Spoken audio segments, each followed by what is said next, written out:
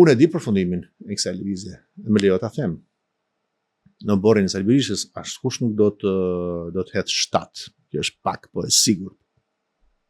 Do të ndodhë ajo që në fakt është duke u thënë, nëse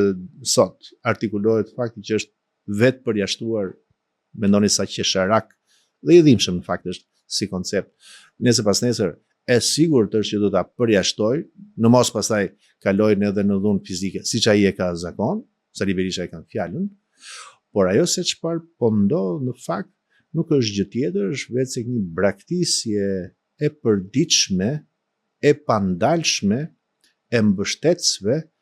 ndaj një personazhi politik që quhet Sali Berisha, sigurisht jo ndaj Partisë Demokratike, janë dy koncepte që duhen ndar,